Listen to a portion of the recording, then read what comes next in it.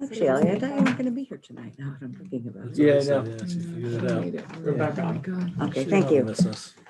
Declare that the board is in open session at 6:45 PM.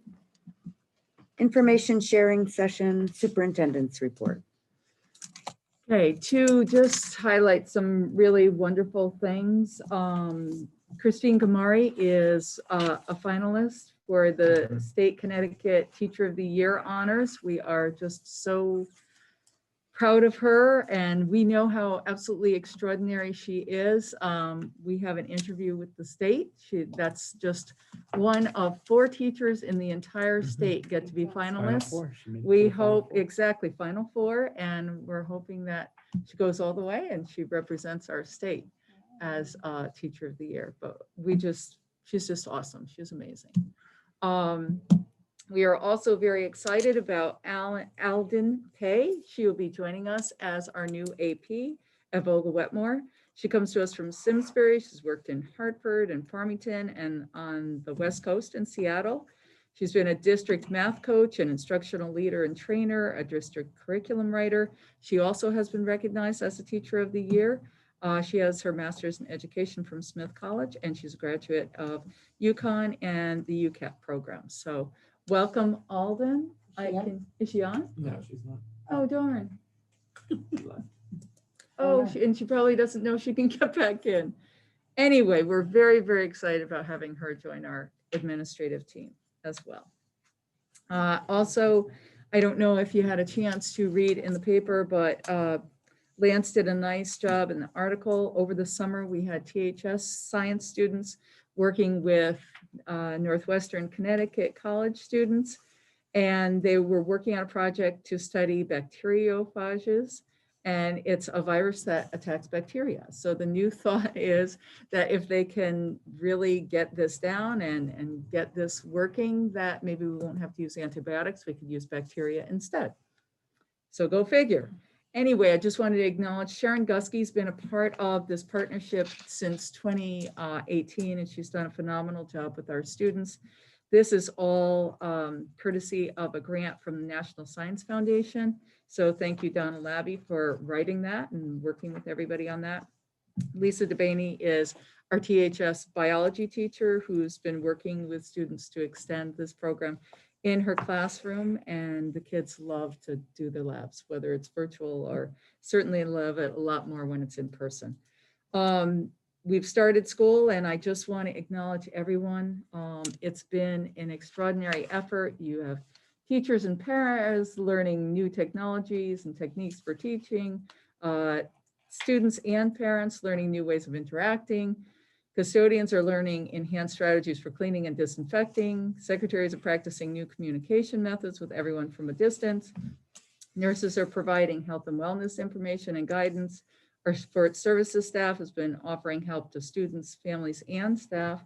Our IT department has taught students, staff, and families how to use the technology, answered questions of the whole district community, and helped us get by until we get the necessary technology. The instructional piece has been quite a struggle, though, you know, not through anybody's fault, but the same thing as every other district in the state, in the nation. You know, we're waiting for things. We received the wrong monitors, different webcams had to be ordered. John Barlow and Chris Pagnini went to Pennsylvania and didn't get Philly cheesesteaks, but they got our Chromebooks, and they enabled us to distribute these devices. I mean, just Herculean effort. And I just want to commend our teachers, because over the last few days, I've had a chance to Zoom a meeting and also deal with people in the same room. And oh my goodness, it is, it is a balancing act. So hats off to all of them, because it is tough to do both. So one principal had shared, all the principals and administrators are just in awe of what our teachers have been able to do. Our teachers deserve nothing less than accolades for what they are doing. We support and appreciate them for the superheroic work they are doing every day, day after day. So all staff, my central office, as always there supporting everybody out in the schools as well. So just a phenomenal job. So thank you, thank you, thank you. So now into more of the nitty gritty regarding the recent moves to distant learning because of our positive cases. Once again, staff has done a great job handling these situations with the utmost professionalism and respect for our individuals' rights to privacy. Big shout out to Torrington Area Health Department. Rob Rubo and Leslie Polito have been amazing. I mean, they have worked with me nonstop. It's on weekends, it's nights, it's whenever I call, they are there, and we continue to work through the problems. Torringford was Friday. That was a situation where we had to let Torrington Area Health know of the situation. And because of the cohorting and the size of the school, and the time of investigation and the cleaning and sanitizing, it was actually less than what we needed in terms of the timing for Torrington High School. But still, we had 2 days where we had to do the extra distance learning. The reason why we did the early dismissal was not because anybody was in any danger. It was a safety issue. We were able to have students go on their own Torringford run, so we weren't mixing Torringford and Forbes students, and we weren't risking further exposure. And just in terms of when we got the information, then it allowed us to do this. That may not always be possible. Then Torrington High School, we found out about that case today. There is no cohorting. It's impossible to do at a high school, especially with the numbers of students we have at our schools. And the number of students and staff that are exposed are greater than what we had at the elementary level. It's going to take longer to complete the investigation, and it will take longer to sanitize and disinfect the school. I'm going to have John speak to this in just a minute. And it also will take time to see if any of the close contacts also test positive. So close contact is what? I'm just going to repeat it. I know you guys are going to get sick of hearing me say it, but just a reminder, it's within 6 feet for 15 minutes or longer with or without the mask. So I think it's really important that people understand that less than 6 feet distance really does make a big difference. Makes a bigger difference than we had originally thought. And in all honesty, the hybrid has helped us stay open because there is time between when students have tested positive and they've been in school, physically in school. For example, if a student is tested on Friday and the last time they were present in school was a Thursday, Tuesday. So Friday tested, Tuesday is when they were in school because they're cohort 1. They're outside of the risk to the general public. So you go 2 days back. So then it would be a Wednesday that would be the at-risk, not the Tuesday. So it afforded us that. So then that student stays quarantined, but it doesn't impact the others. So at this point, I am saying that I think it's very important to stay in a hybrid until Friday, October 16th. When we talked with Torrington Area Health, they said that the positivity numbers are increasing. There is a trend line going up in terms of the cases. This is just Litchfield County. And so if you look at the blue line, you can see an increase.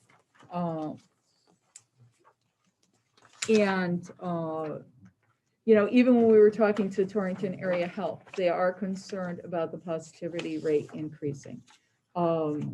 So especially given that we are not even going back again with all of our schools open until October 1st, I think it's important that we stretch this out a little bit more and take a look at what's happening with the health metrics, but also what's even possible when you look at that 6 feet of distancing.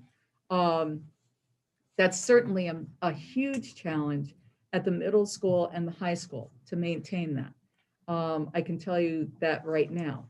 Was that emailed or the paper you just passed? Yeah, or put it up on the screen maybe? Yeah, I'm not sure. Okay, that might be. Take a picture and text it. Anything works. Yeah. We can do that. Oh, Allie's got it. Allie's got it going on. So this is the situation. And so if we were to, at some point, start to go back in person, I would think that we would start with elementary rather than the middle school and the high school. But I think it really remains to be seen at this point. So we're going to continue to evaluate, monitor, and really see what happens. I mean, we've only been in school this short period of time, and we've had the cases. We are hoping that the cohort does really help. In the Torrington case, it didn't help for a variety of different reasons, which I can't share. So there's just some complications with this issue. I'm a little confused. Only Sure. maybe the public's confused. You talked about the 16th. Yes. Are you still monitoring, or are you saying that's what you're doing? We're always going to monitor, but we are extending until Friday, October 16th, the hybrid. That's what I'm putting forth tonight. I really think it's important to extend that. I do want John to have an opportunity to talk about his response in terms of custodial and sanitizing, just to give you the bigger picture in terms of what happens, and we can talk more about that piece. So John, you want to talk a little bit, because I know that he's been very on top of the sanitizers, the custodians, just even before we started school, but then now in response to these cases. So we start with Torrington for the incident that occurred on Friday. I have daily meetings with the sanitizing company, as well as meetings with each one of my lead custodians in the schools about making sure that we're meeting the sanitizing needs of the building and the cleanliness of the building. Now, I'm not going to sit here and say that everything has gone flawlessly, because we live in a world of reality, and it's been adjustments and corrections have been made, reevaluations have been made, and we continue to make improvements with sanitizing. What we are doing currently in Torrington is we're closed for the next couple of days. We are doing a complete sanitizing of the entire building, every classroom, all the hallways, all the high contact surfaces, the desks, the doors, the phones, the teacher desks, the teacher dividers, the floors, the bathrooms, you name it. We brought extra sanitizers in, and our own crew is working on the day shift right now for the next 3 days. So that'll get us all set to open on Thursday. All right, so that building will be clean. Now, the high school, I met with the custodial staff this evening. We have a plan started for tomorrow. The sanitizing company is coming to meet me at 10 o'clock tomorrow. We're going to bring in extra sanitizers there, and we're going to systematically work from the 3rd floors all the way down to the 1st floor, the gyms, the cafeterias, the dividers, the teacher dividers, same thing, sinks, bathrooms. The building will be completely sanitized from top to bottom. Our first priority will be to get the offices sanitized so we can get some of our office personnel back in the buildings. Administrators, yeah, sorry. It has been interesting working with the sanitizing company. We've come up with some different ways to provide checks and balances. Some of those are working, some of those we've had to reevaluate, but it's an ongoing process, and we continue to work on it. Ed is integral to this as well. I mean, unfortunately, on Friday, I had taken a vacation day when the incident happened, and Ed totally stepped in and was able to. Thursday night, I was at the middle school at 7:30. Yeah. Checking on them. So we're both, at night I go out, make my rounds, make sure everybody's working. Yeah. It's a total team effort by everybody from my custodians, my lead custodians, right on through. So, anybody got any questions? Go ahead, Nikki. Last meeting, you walked through pretty intense cleaning procedures that you were doing pretty much every day. What you just spoke about, both at the Torrington and the high school, what's different that you're doing there, I guess, that you aren't doing as part of the daily cleaning? So So that in the daily cleaning, that happens on a regular sanitizing, we don't do teacher desks, teacher telephones, teacher computers, the teacher carryalls. Those things don't get sanitized in a regular thing. So we also don't do, we're not sanitizing down walls and entire doors and the lockers, the faces of the lockers. So that stuff doesn't get sanitized on a regular basis. So that's going to be the extra stuff that we're going to focus on to make sure that we're back to square one again and starting over again to get our sanitizing company up to speed for when the kids come back.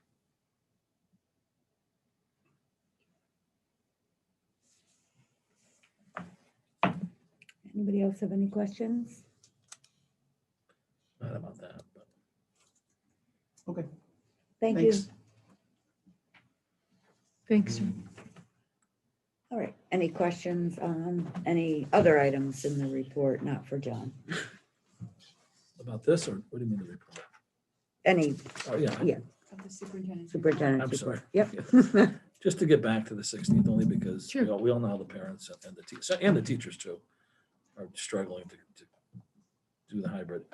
In the elementary, why wouldn't you consider leaving the elementary the way it is and just doing the middle school or the high school and middle school?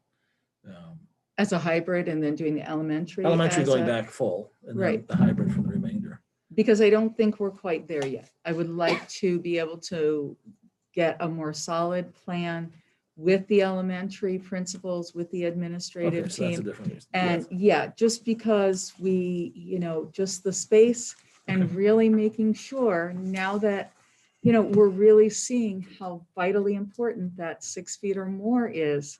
We're learning more all the time. So we've got to look at it, we've got to analyze it and But for- take it seriously. I can understand that, but for the parents, I mean, I look at these numbers every day because it's the business. Sure. And they are too, and they can see, even in Torrington, the numbers haven't changed. There was a spike when the students went back to college, and now it's there's nobody left. There's one person left in the hospital, so they're watching it. I just think they need some forward, something to look at, and not be just subjective, but look at the data.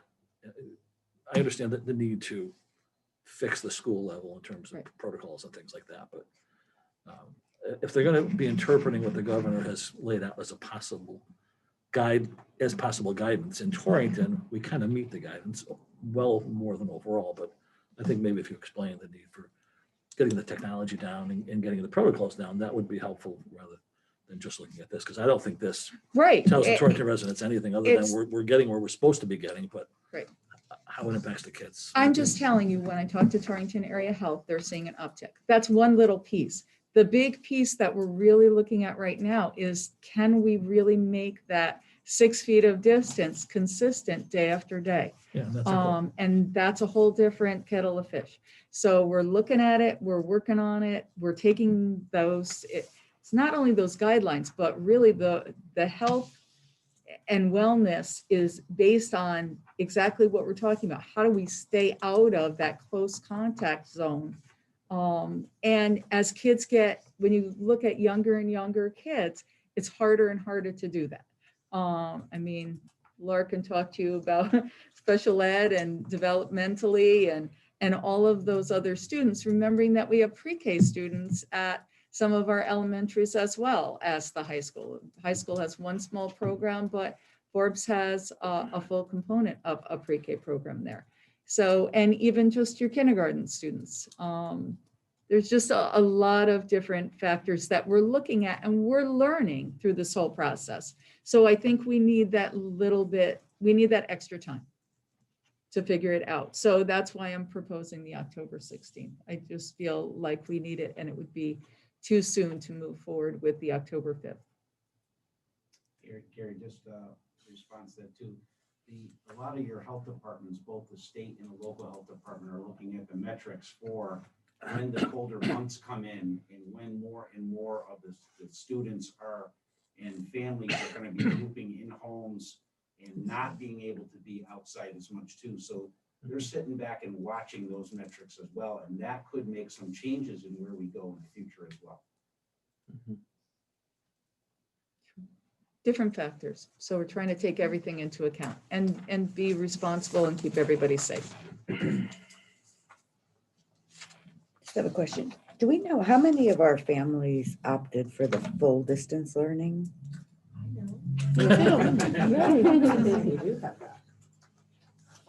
Tell us. So initially, when we first, when the governor was, his original plan, when it was supposed to be an all-in back in June, we had many families right around the 30%, high 20s, 30% who were saying, no, we're not going to go for that. And then when we shifted to the hybrid, we had more families say, okay, I'm willing to send my child for the 2 days, give it a try.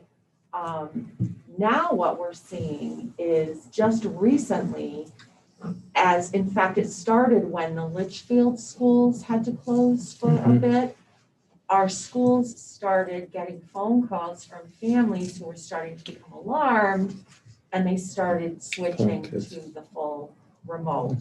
And then when the Torrington school had to close, and now even as recently as today. So people are looking around the area. The average district-wide now is we're up to 32% of our families who are having their children participate in the district-run 100% remote. My granddaughter's at Litchfield, and actually, surprised, he was just talking about kids and before about Naugatuck. Her class, they got 3 more kids back. They've got 11 kids. I think in her class now is 11 and 3 at home versus it was originally 7 and 5, I think, or. Yep. But There is they're small. it is going in both They're small directions. numbers, Yes.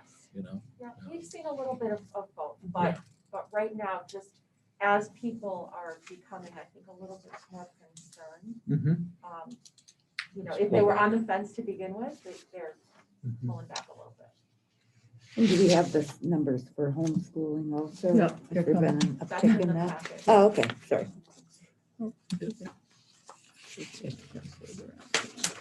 I just need to Was this keep on the going. email? Oh, go ahead, Jeff. Are there certain This- age groups that tend I to don't know, opt can for you the take a picture of this Take a one? No, picture. it's funny, Jeff, I don't know if because Lisa I sent you expected this. that sort of be Okay. a sort of, Can you do that when you think, Ally? but honestly, so for example, as of today, Torrington was at 32%, Vogel 31, Southwest 33, Forbes 35, the middle school 30, the high school 31. Huh. So everybody's really kind of consistently right in that range. Yeah. That's staying home or that's in school? Full home. Oh, okay. Well, Full that's not- distance. But Too not crazy. homeschool. right? No, homeschool's on this one. Participating in our, yeah. Right. Yeah. So if you look at that last box, that homeschooling box, are you sending it to them, Ally? I'm sending it to the meeting. We wanted- Yeah. Okay, so she's, It's coming. Coming. so you can see a large uptick. I don't know what happened 2018, 19, that was 43 students. Then it went down last year to 33, and now already we're up to 62 for homeschooling. If you look at some of the other numbers though, and I know Laura's going to talk about this more, outplaced by PPT, the numbers have gone down, which is great. That first box, magnet schools, they've gone down. Students are coming home, which is great. And then the Bo Ag, we're down by 2, which is good trend. And then the charter is down as well. So we're really hoping that, you know, our children, and we say this constantly, and Laura can pull these numbers out a little bit more for the SPED students, but we want our students to come to their neighborhood school. We want them to stay in district, and we're seeing more of that. But we are obviously concerned about the homeschooling for this year. And it's not surprising, it's happening in every district. When I talk to other superintendents, they say that's, you know, a trend that's growing. And a lot of people have sent letters to me and to Sue, and they've said, you know, I'm really sorry, we're doing homeschooling this year, we're waiting for a vaccine, and then we'll be back. So that's I'm sorry? Alden is in. I just wanted to. Oh, she is. her. Oh, Who that okay, was. yay. Okay. I just want to shift for a second. There's Alden. We said wonderful things about you, Alden. Thank you. I heard all of them. I was clicking all the buttons. Oh, and you couldn't get in. Oh. That's okay. I think it was my naughty children's fault. Apparently they changed my Zoom name, so. Oh, no. Wow. Very creative. Yes, I looked very unsavory according to my name, so I don't blame you. Okay. Well, we're very, very glad to welcome you. We're very excited about having you join us in the district. Couldn't be happier. So hello from the board. Hello from our meeting. It'll be Welcome. great when we can see you in person. Yeah, thank you so much. I'm just so excited about this opportunity. I can't wait to get started. Great. Us too. Thank you. Thank you very much. Thanks for trying again. Yes, thank you for being Thank you patient for being and patient. persevering. Take care. Thank See you. you soon. Bye-bye, thanks. So just back to those numbers, and like I said, Laura will be going over those in more depth. The only reason I'm passing this out is because we were mentioning homeschooling, and at least that you have that reference there, so. Okay. I've been waiting for I this. know. So does anybody have any other questions Thank relative to the you. superintendent's report before we move on? Go ahead, Okay, Nikki. you have to. Thank you. Yeah, the only other one that I had was with a change in how we're managing the 100% distance learning, does that allow us to get any closer to meeting that 6 feet distance, or are we pretty far from that? One more time, Nikki, I'm sorry. That's okay. With the change to how we're managing the 100% distance learning, does that, with those kids being part of some of the hybrid classes, does that get us any closer to being able to manage to 6 feet, or are we still pretty far away from that? Oh, you're saying with the kids who are opting from Yeah. the distance? Well, that's the thing. And we need more time to analyze that because it's been changing over this last 2 weeks. So when we started, we had more kids who were literally coming in class. And now if they're not, then maybe that will change it. But then if we do in person, then what happens? I don't know. I mean, I think that we have to kind of flesh it out, and it's going to take a little bit more time to gather the information. And we may have to do another survey of parents too, to see what they're committing to. Although we still had, even when we did the survey, we probably had like 20 to 30% of parents who didn't tell us. So it's kind of tough. Okay, thank you. Sure. Any other questions before we move on? Do you want to just do the instruction? Do you want to just wait and do the Yeah, instruction whatever one you first? want me to Okay. do. Yeah. Okay. Okay. Up next, sorry. Instructional update. Hi, everybody. So Sue really touched on quite a bit of it during her superintendent's report. I can just add just a little bit more detail. I do have to throw in a big thank you also to our teachers and our support staff and everybody who's working at the buildings so hard. This is a huge Herculean effort. And I know we have some teacher folks on the board who are living it also, and also, you know, who have retired, but can imagine what this is like to have to be responsible for engaging children in front of you physically, and also kids who are remoting in from home and just really trying so hard to manage children in 2 different environments. It's a huge challenge. And as Sue was saying, you know, we've experienced a little bit of it ourselves, but to do it every day and to do it wearing a mask and, you know, to do it with a camera this big because the webcams haven't come in yet, and all the things that we had hoped and planned for and had been promised by our suppliers, you know, haven't really come to fruition just yet. Things are coming in dribs and drabs, and Allie and her team are working around the clock to get those things installed. so that, you know, it can alleviate some of the pressure on our folks and provide a more meaningful experience for our children. But it really is, it's a huge task, and just, you know, we thank you so much for everything that you're doing.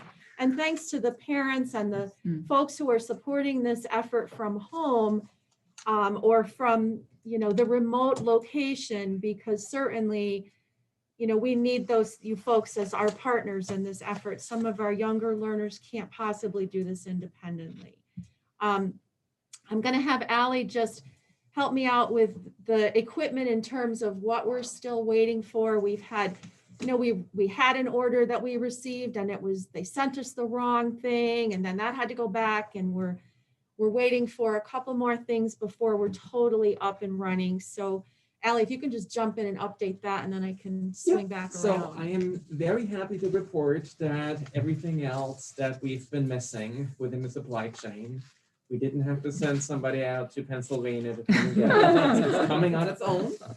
So I'm very happy about that. We're missing some monitors. They should be here by Wednesday. We're also making some arrangements to rewire some of the classrooms, because the classrooms, some of them have been reconfigured with the new spacing and the new teacher setups within the classroom. So my team is running for every single classroom, and they did actually over the past couple of days have identified every single classroom's needs, and we're going through making sure we're getting everything hooked up. And then at the same time, we are trying to create this big library of instructional videos for our teachers, with even little how-to guides. And also we will be setting up something very similar for our students and parents, so that they have the same kind of help that our teachers have. So we want to try to build a visual library for everybody trying to wrap their head around this new technology world that they're now immersed in. Great, thank you. So one of the things that our teachers are doing is they are creating videos, just short videos, as a way to perhaps introduce a lesson, to summarize an activity, to explain an assignment. And often that video is in addition to what we would call, I hesitate to use the term live stream because I think it's taken on a life of its own, but that Zoom, Google Meet type of interaction, so a live interaction. But that video serves it'll live on forever, so that if a parent is unable to be with the child at the time the lesson is being delivered, that video is still there. The parent can watch that quick 5 to 7 minute video, get a sense of what the teacher is doing, and then support the child when time allows if that's needed. The child can also watch it again if there's reteaching that's required, and the child is not going to be in school for a couple days, so needs to depend on that video. So we're getting very skilled at making videos. The good news too is that we've created a professional development, if you will, website for our staff, where we are archiving all of these things so that our teachers have access to one another's videos and one another's resources. And that's part of the collaboration that's happening. So on those Wednesday afternoons, as well as when they have common planning time, they can work together and kind of divide and conquer, if you will. So just to simplify it, if I'm a 6th grade science teacher, I can work with my whole department and we can help each other. You know, if I'm going to do a video on whatever, my partner can take on the next one and we can share. And another advantage, kind of a silver lining that we didn't anticipate from this, is that it allows our children in the bigger schools to become exposed and familiar to more staff members. So if Mrs. Ferguson's kids are being introduced a lesson that Mrs. Lubomsky created the video on, suddenly, you know, they can put a face to a name and start to realize, that there are these other people in the building and the school becomes a little smaller for them. So that's what we're doing. We worked today with our RESC and some of the other folks from around the region on looking at how to prioritize the standards. That's going to become especially important right now. It's taking a lot more time to get through the curriculum in this way because of all of, as you can imagine, just the technical aspects of this that are a little bit more labor intensive. So we're working on that. Just in conversation with folks from around the region and in districts from across the state, I feel like we're in really good company. I get the sense from others that, we're doing a good job. We're all kind of experiencing the same trials and tribulations and successes. And I don't know, Armand, you're probably feeling it too, right? Yeah. Oh, yeah. I get it. Yeah. So it's certainly something that I never would have imagined doing. Right. But here we are. So I don't know if anybody has any specific questions about instruction. Gary. Well, no, I was gonna ask if, as part of the two of you together, can we go back out to the parents and say 1st of October and survey them again to get a feel for if their fear has been, increased or decreased? Because at some point, if you're gonna make the decision before the 16th to Sure. extend again, which I'm not saying you are, so that probably doesn't, but at some point we have to get an answer from them again, I think, because we've lived through this now. And if their feeling is, I'm comfortable, yes, we're gonna have outbreaks, but the kids, my children can go back, I think we have to accommodate them. Because I know teachers are stressed right now. I don't know what they're gonna do now. They're gonna have the same problems the parents do going through the 16th. They've all been planning on the 2nd. And again, my grandkids are in school, but Right. at some point, the parents have to have Sure. some say as to what they feel for safety for their children. Right, You know, and I feel like that's why I think we a survey would surveyed help. them ad nauseum. So yes, we can give them another Well, one not- now that we've started, yes. Correct, now that And we've so started. that would be helpful. Give them Sure. another week or two, Yep, you know.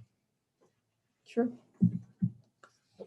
One of the other teaching, so a couple of the teachers had said the hardest thing for them is are we gonna have classes for the remote where the teacher has to teach the class in class and kids from home? Or, Yeah, We still that's are. what they're doing right now. I know they are now, but we can't get rid of that with all the staff we have. No, It doesn't necessarily yeah. line up. it doesn't. know, Okay. We tried Yeah. as much as possible. we were. And then it just Mhm. Not that it doesn't, matters, I think, but- you still have more kids or less, it depends on what the course is. Yeah, it doesn't fit in a nice neat That's too box. bad. Yeah, wherever we could make that happen, we did. So, yeah, That's hard. yes, it is. No, I know, I can imagine. Yeah. Okay, Scheduling any other is not fun. questions from anyone? Nope, you guys good? Okay. Special education update. Okay, so I put together kind of our culminating numbers. We finished our first year, yay. Not quite how we thought we'd be finishing our first year, but Is an I extra? still am Yeah. pretty proud of the efforts that were made by my whole department. So what I included on this first page is just last year. So it's the numbers from the beginning of last year when we came on until June. And there wasn't a lot of movement between March and June, obviously, but there was still some.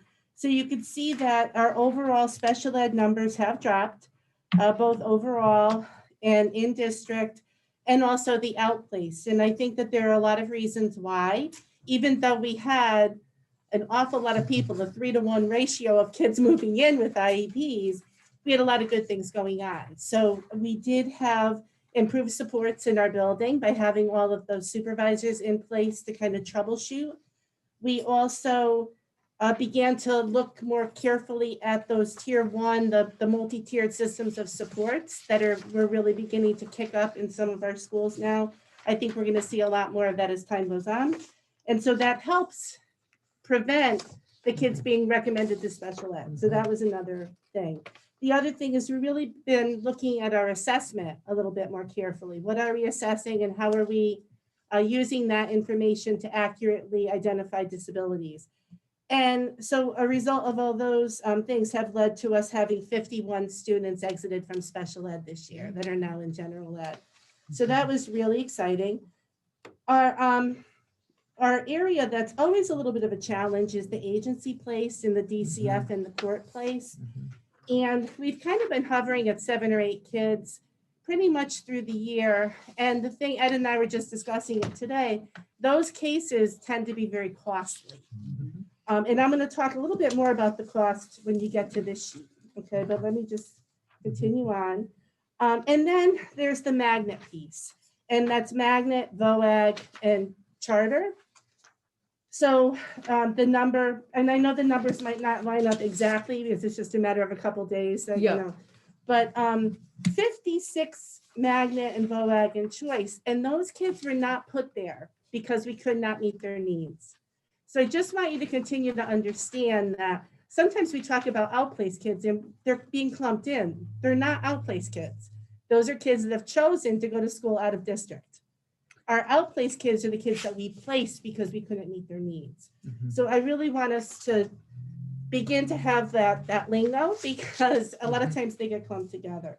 Just quick, are these just special ed? Yes, Special. So only special ed kids at Magnet and Right. VOAG? right. The overall numbers are higher than that. Exactly, yeah, I just wanted to make sure. I was So- understanding right. The bottom part, I've been kind of keeping track of our referral process all year. So we did have 125 kids referred to special ed. So that's a high number of referrals. We did go to evaluation on 76% of them. So the good news is that I feel like the kids that were referred really should have been referred. Only 24% of them, it was like, well, you know what, we need to do some regular ed interventions first and see if they really do need special ed. And then at the right, if you look at those two columns, 65% of those kids were qualifying. So, you know, I think we're improving our evaluation. I'd like to see that total number go down because we're doing more for what they need in regular ed. So hopefully we'll be able to work on that more this year. We had a little bit of a challenge getting initial evaluations and reevaluations done during COVID because we were not allowed to conduct evaluations virtually. So we had to stop the evaluation process. So that was, everybody in the state was in the same boat, but we're kind of scrambling now to try to get all those evaluations Big backlog. completed. What is Yes. your target? What is your target for that? I'm sorry. You know what, I I'm just don't curious. know. What is it? I Okay. really haven't thought about it, Gary. I don't think it's so much a target as far as Well, that's what I'm saying. I want to make sure that the kids that we're recommending really need to be recommended. And, you know, that if they don't, and they just need to be receiving the right differentiated instruction in regular ed, that we're doing that. So what my goal, I would love to see that the kids, our numbers low, but the kids that get recommended, we evaluate, and guess what? They do qualify because they really needed it. That would be the ideal. On the next page, I wanted to kind of break down all year long, we were looking at the more to less restrictive and also the less to more restrictive. Obviously, you know, the law is least restrictive environment. So as I already said, we moved 51 students, exited them out of special ed. We had 14 that moved from like a self-contained class to a less restrictive program in the district. So maybe they were in our ABC program and they moved into gen ed. And then we were able to return 10 kids that were outplaced back to district. And that's a pretty good number that you might be thinking that looks low. However, quite often when kids are outplaced, sometimes we really don't see them return. So I'm pretty happy with that 10. We worked really hard on that. And so that savings from bringing those 10 back was $343,000 just on those placements. That's just tuition, not transportation. That's what I'm Correct, saying. just the tuition, Yeah. okay? Okay, so then the more restrictive, obviously, we don't want to go here, but sometimes, you know, it is what it is. So we did initially place 49 students in special ed. We also had 11 whose needs were not able to be met in the regular classroom, that we had to put in more of a self-contained. However, through the PPT process, we only sent 5 kids out all year. So again, that increase was only, I'm gonna say only, that's a lot of money, but 96,678. So we're really working hard on keeping our kids in district. We are working hard on building our continuum. We added the ATP programs at the high school. Just for your knowledge, all of our behavioral programs are now called the Thrive programs. There's no more ABC and ATP, and everybody's the Thrive program, and that's our behavioral program.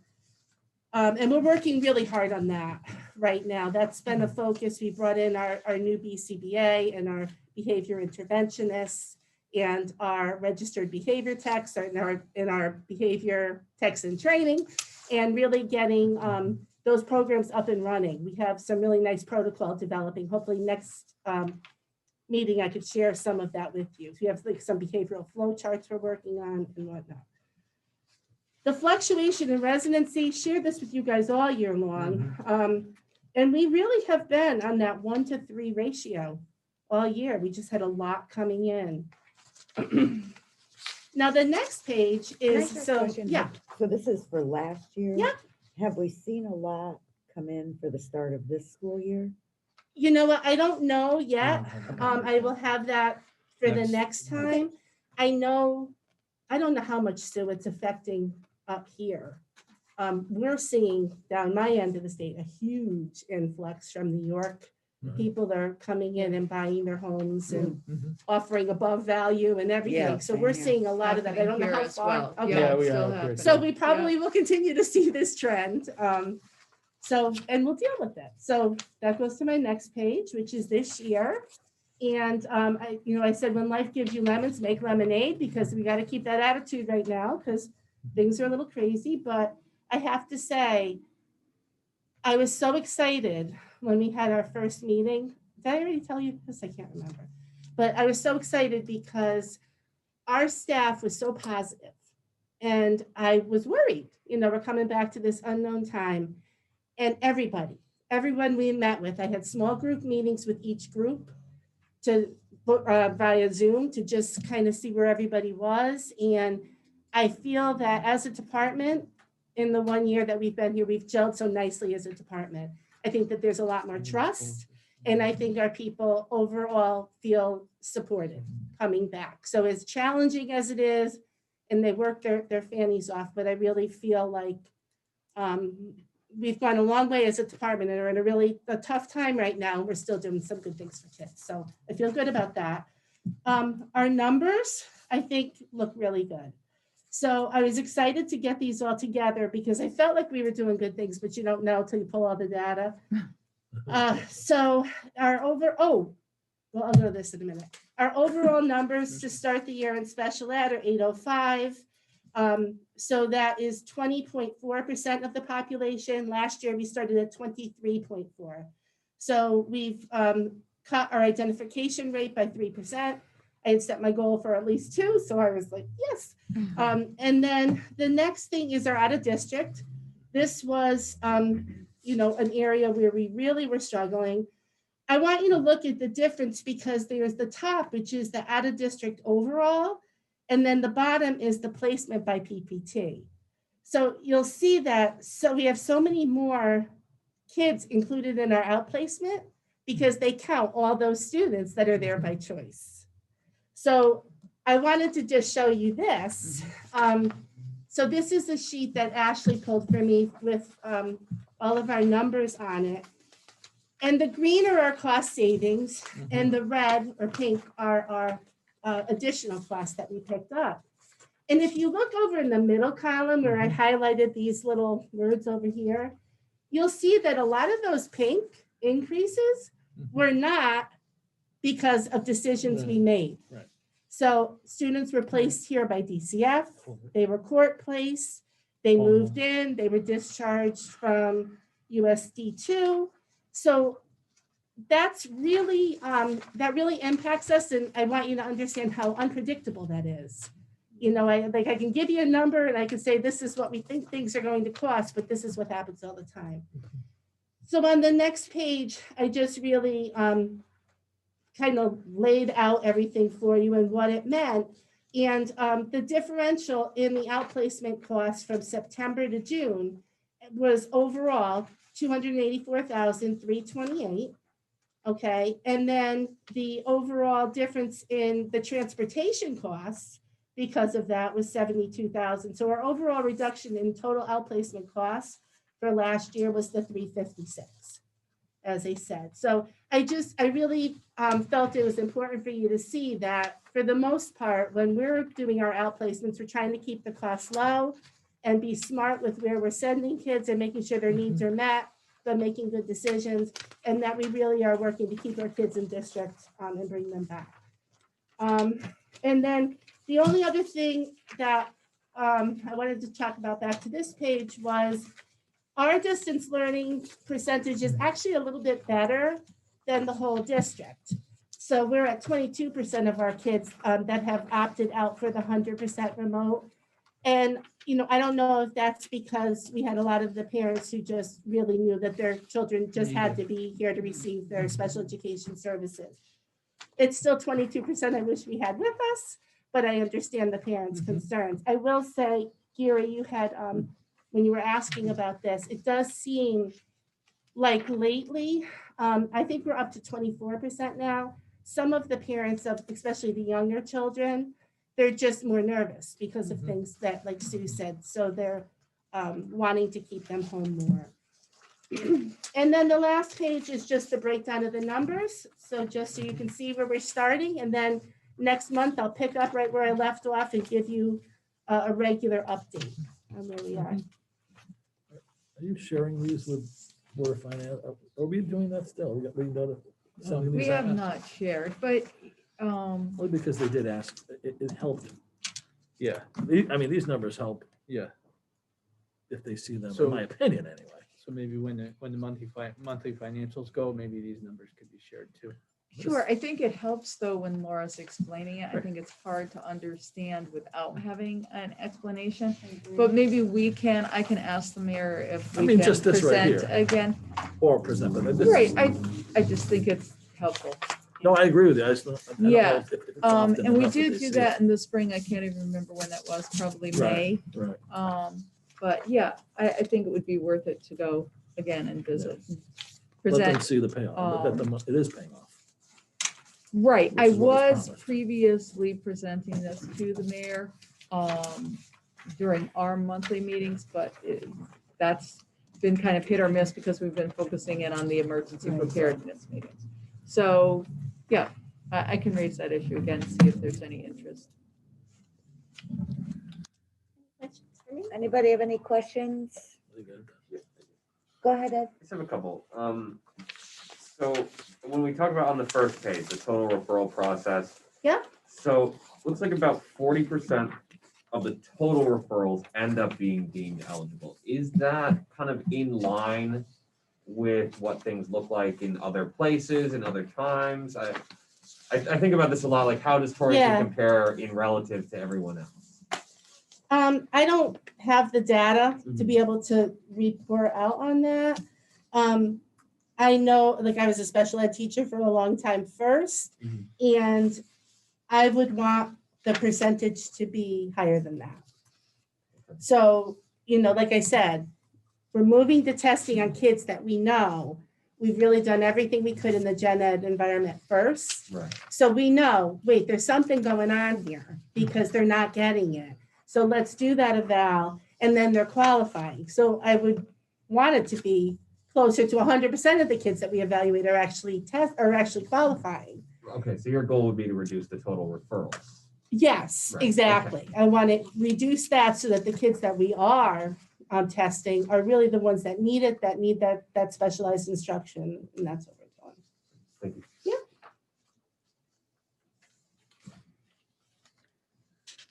The other thing I'd like to point out, but I probably shouldn't, but I'm gonna anyways. Please do. If everyone looks on page 2, if you look at newly outplaced change, TMS to steps, TMS to steps, Yeah. TMS to steps. Yeah. And you look at the cost increase to the district for those placements. So that's the program that the EdAdvance is running for us. So Well, the reason why that's listed like that though is because that cost was already paid for whether we use those slots or not. Right. Right, okay. That's why I thought it'd be important the Board of Finance get something like this, so they can see, they question every year. right, so when we talk about budgeting, we Right. know for them, so there's no surprises, let's put it that way. We know what Yeah. we're paying and that's it. I could do whatever you guys need, so.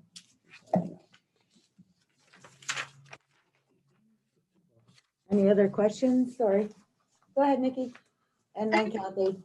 I didn't understand what Laura just said about we pay for those regardless. Can you just explain that a little bit more? I didn't understand that piece.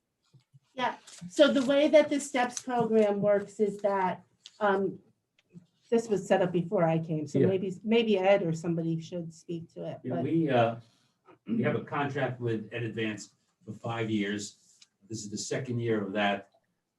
We pay this year $1,400,000 for 30 placements at that school, at each school. And besides that, they pay for all the electricity, they pay for the water, they pay for plowing, mowing, and I'm just trying to think what heat and so forth. So Nikki, it behooves us because we're paying for those slots anyway. So if that program is able to meet their needs, then that works out great.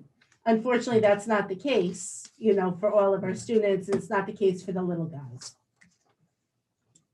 Plus, we're paying substantially less. So if Yeah. you look on page discounted one at a rate. similar placement where you have a transfer from CJR to steps, the cost goes down 36,673.37 for what we're paying there to what we're paying per student in the steps program. The worst cost is the court placements. Oh, yeah. Yeah. And we have no Control. control over that, and it's Right. over $200,000 just for that.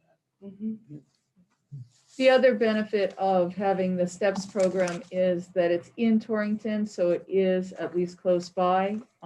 So we have that opportunity. It's less in terms of transportation, and it's nice to have our students still in town if we are able to mainstream them back. Yeah, and there is one on here where we moved them from steps back to Torrington High School. It's always the goal. Steps to THS on Nick- page 2. Nikki has her hand up. Go ahead, Nikki. And then Kathy.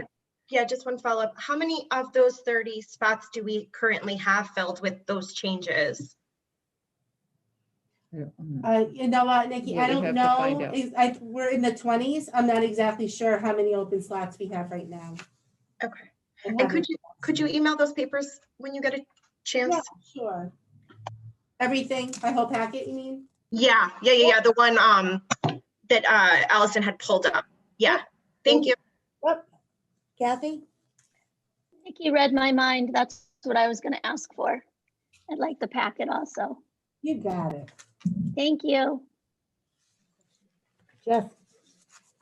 In that same section change, we're looking at, there's one, it says touchstone to steps. Yeah. We saved $22,000 in transportation. Yep. We're paying $22,000 to drive a student to Litchfield every day. Yep, well, we very well may have been. I don't recall which child that was, but often the child may have a one-on-one para on the bus. If there are issues, there's been times we've had to have 2 separate buses go to the same school because of issues with certain students not being able to be on the bus together. So yeah, the transportation is very, very costly. Well, could it also be the child might not have been living in Torrington, but one of our kids? Oh, yeah, possibly. Like if the child was living somewhere else because Right, but of, now they're going to steps, which is. correct. So maybe it they seems were, like we're not maybe, paying yeah. transportation Right, now. right. So that it may have been an issue with a family issue. Children with family issues sometimes move back to, so. And Right? then I mean, it wanna happens check? all the time, yeah. just one more Happens all quick the one. time. The first one on the list, right at the top, newly qualified, it said DCF placed in New Hartford qualified for SPED. Yep. What does that mean? So it means that he is our kid. Oh, He, okay. Mhm. So his family is here. He was placed in New Hartford. So that's on us. Okay. We get a 603 that says we're the nexus, we're Mhm. responsible for the education. And they determine the cost. About 15 years ago, DCF used to pay for all of those services. Yeah. And Not anymore. we're paying for them all now. But no Yeah. transportation in that one? So it's likely that what happened was he's going Placed to the in New school Hartford. in New Hartford. Right, So he's able to participate in the regular. in that regular transportation in New Hartford. Oh, So we're not gotcha. charged for that. Gotcha. There's no special Okay, gotcha. transportation. Yep. And if anybody wants to go over anything like in more detail with me alone, just call me. We can set up a time for you to come in and I can go over whatever you need. Any other questions? Go ahead, Nikki. All right, just one more. With the cohorts that we are managing, have we been able to put interventions into play? I know one of the benefits of the hybrid model was being able to keep those interventionist teachers as interventionists. Have we been able to really implement those services, or at least have a plan to in the near term? So the simple answer is yes. So right now, our interventionists are able to, they're in their assigned role as interventionists, and that was one of the benefits, you're right, of the hybrid model. If we had gone back all in person, we would have had to place those folks in as classroom teachers. So yes, intervention is happening. In fact, I think Maureen and Andrew met with the interventionists on Thursday to get an update. Yep. Great, thank you. Can I just add one more thing I forgot to Yeah, share? go ahead. So you had asked about our hybrid, teaching hybrid. And so what I did with special ed for some of our programs, I was able to work with HR on some of the people that our staff that were staying, that had ADA issues. So they were maybe not coming into the school. So I was able to do some alignment. So for example, I have 2 speech pathologists who were not coming in. I had a large population of students that were doing the 100% distance. So those speech pathologists were working just with them. And then that gave us the opportunity so that there were less children that, because a lot of the special ed, you're not going to be able to do a group Zoom lesson. So you're going to have a smaller group. So it allowed the teachers to try to do as much of their intervention time with the kids on the days that they're live in person. So that's what we've attempted to do. Now, one thing that I've noticed though, Gary, is that as the numbers are creeping up a little bit with some more kids staying home, what's starting to happen now is the people that are doing my distance for me, their numbers are getting a little too large. So I'm going to have to shift that and probably begin to have some of my in-person teachers pick up a few kids here and there and just do the 100% virtual with those kids, because in order to make everybody's needs. So it's a lot of shifting. Moving target. Yep. Okay, does anyone have any other questions for Laura before we move on? No, everybody's good? Okay, monthly financials. Armin, do you want to take it or Sure, Ed? I'll or- talk about it. Yeah, nothing huge right now. As Ed said, that next month will be the month really where we'll see, movements in numbers and more of the detail. So yeah, there was nothing glaring in the monthly financials this month. So hopefully next month we'll have more of the costs and numbers in more detail next month, or at least in the report next month, I should say. So. Okay, thank you. Any questions on monthly financials for Armand? No. Okay, COVID expenses. You want to take it or do you want Ed? We we talked in detail. Ed, you want to just talk Yeah, about we some, a went couple of over, the details that, The COVID expenses, the total that we are looking at for the year is $1,484,000. We've encumbered or paid $1,046,000 already. And we're waiting for the state to give us a $656,000 advance. This also report, just so you know, I send the Board of Finance members a 6-page report, a 62-page report, and then I'm gonna add the COVID report to the every month. So, we gave them the first report when we met with the Board of Finance, Sue and I, and now this is updated as of 9/16. So every month we'll update if there's any changes. Okay, can we just get that report emailed to the whole board? I think budget. Did you guys get a paper copy too, probably? of what the The COVID? COVID, yeah. Yeah, that was in the It was in packet. the packet. Okay. That was in the packet. The monthly financials and the COVID expenses were both in the packet. Okay, so that's the There was- same. Correct. Okay. There was nothing more than what was in the packet and Okay. budget. Yeah, we didn't have any extra papers. Okay, perfect. Any questions on COVID expenses? No. Okay. Fall sports update. So I met with Mike Fritsch and Mike McKenna, I think that was last week, seems like forever ago. So middle school is going to do intramurals for our fall sports. Okay. So we are going to move forward with that, and the cohorts will play each other. So if you're on a Monday, Tuesday day, then you would compete against other students who are In the same cohort. participating, right, so that we don't mix the cohorts, and Good then idea. the Thursday, Friday cohorts. So all of the sports that we normally have in the fall at the middle school, including unified sports, will continue. And it's really only a month-long season Yeah. this year.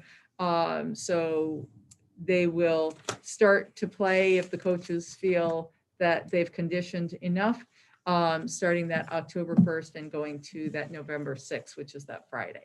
So it's about a month. And then because of what happened today, we were doing full scrimmages, start our full practices this week, and now we're not. What we're doing is what you saw in my letter, which is the students can continue to condition on their own.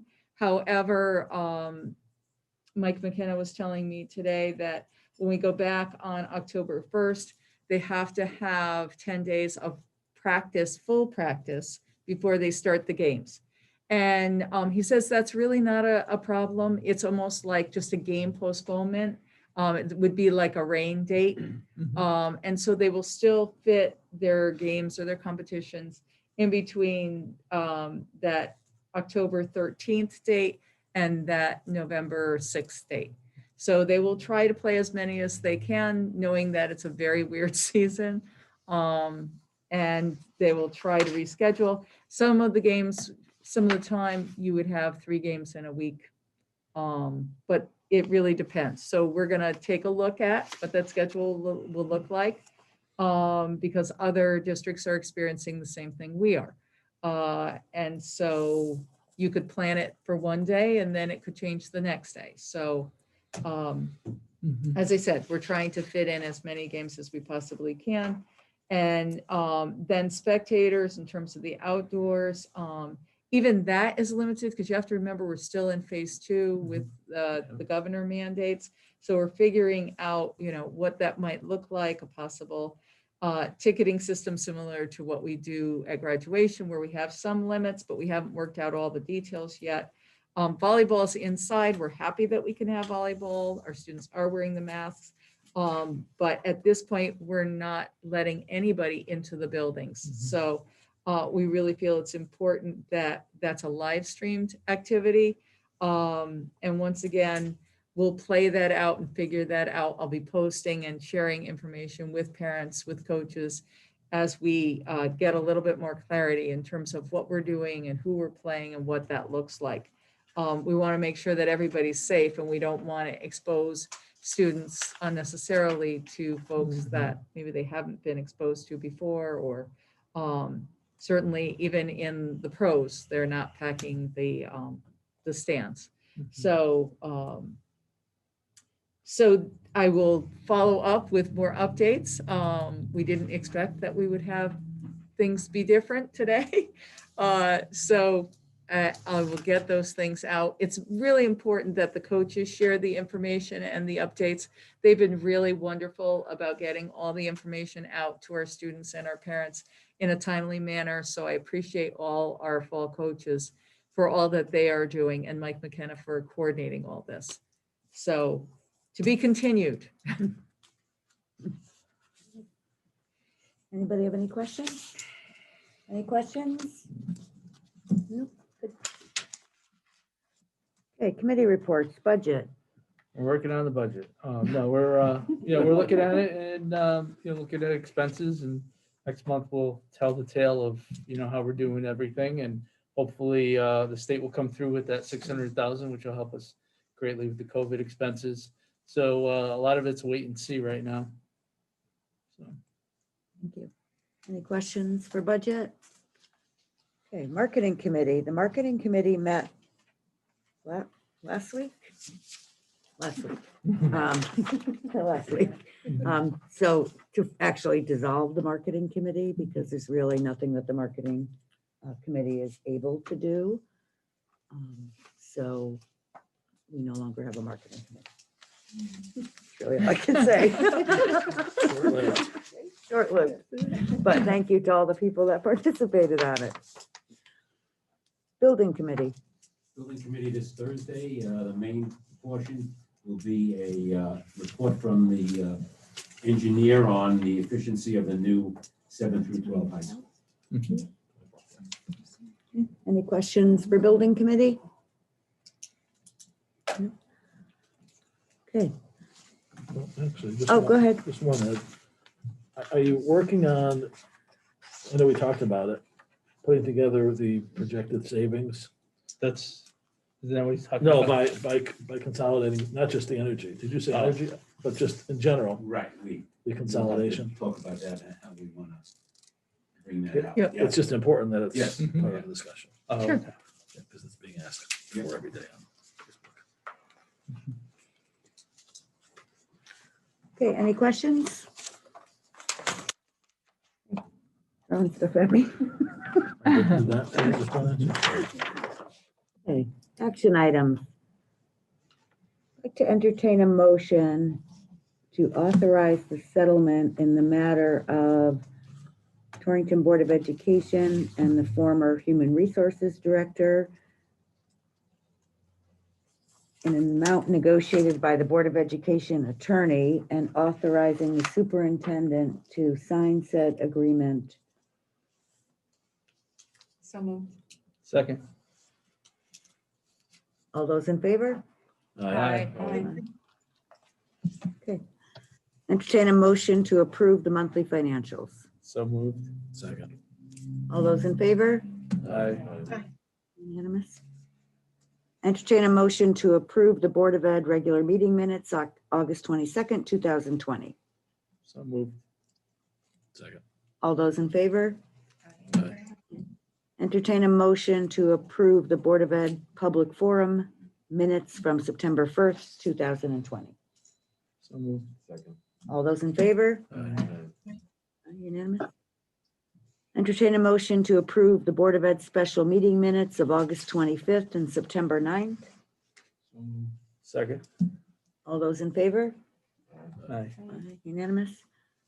Entertain a motion to receive all of the committee meeting minutes as identified on the agenda. So moved. I'll second that. All those in favor? Aye. Aye. Unanimous. Entertain a motion to approve the consent agenda. So moved. Second. All those in favor? Aye. Unanimous. Comments for the good of the order. Kathy?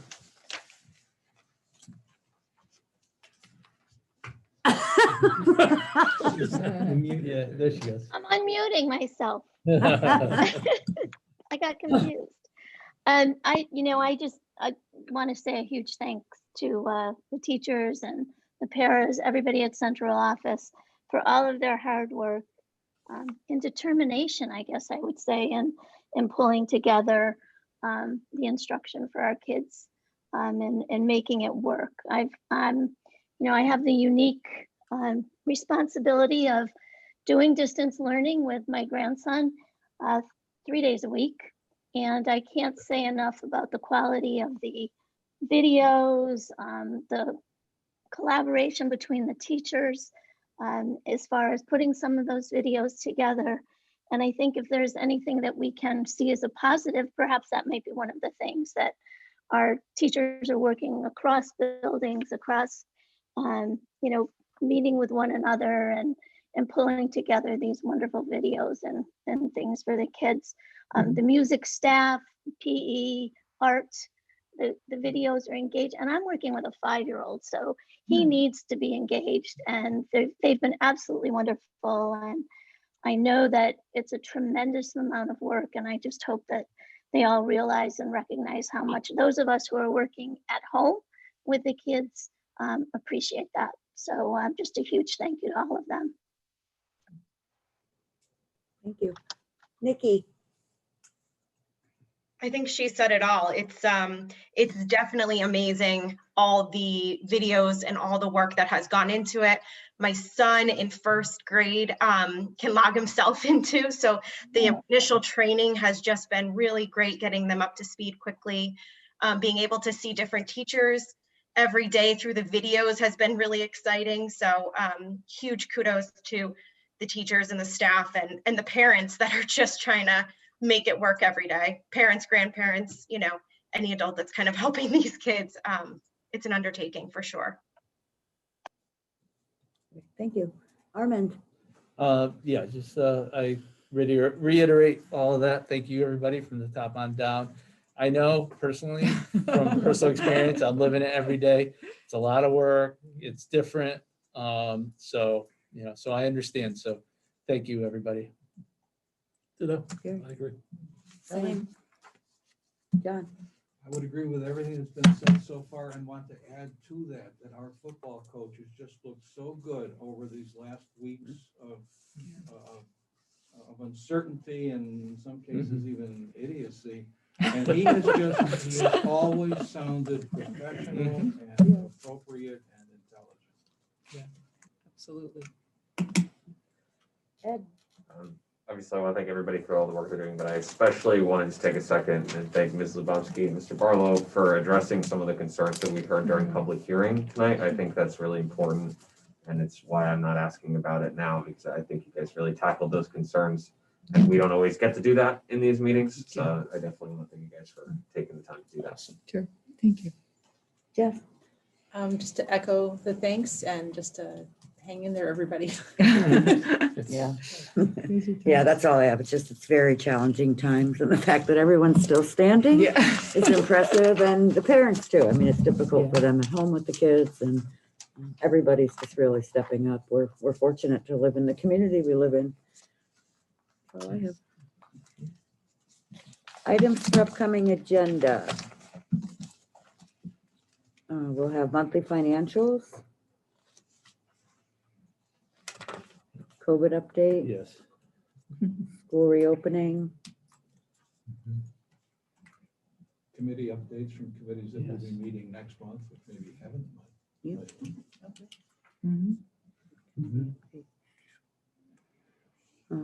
Yep.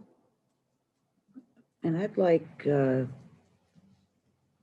budget to take a look at, and then to come to the board, a look at the capital expenses for the high school in case the renovation doesn't pass, what we're going to be looking at That's a good idea, submitting 'cause in that's due in December for our December. capital. That's what I was thinking. Let's do in December. Yep. So if we Good could start idea. on the capital. Anything else anyone would like to see? Special ed update? Anything else anybody wants? It's a lot. I think if we could just continue to see those numbers of Yep. the distance and the Mhm. homeschool and just to Sure. see if those change Yeah. over month to month would be interesting. Yeah, the updates. Mhm. And then if there's any surveys to go out, just update on The results. the results of Sure. any new surveys. Yeah. That would be great. Future meetings, these will not, we're not going to be meeting in the schools, so the locations will be Midgeon for these meetings.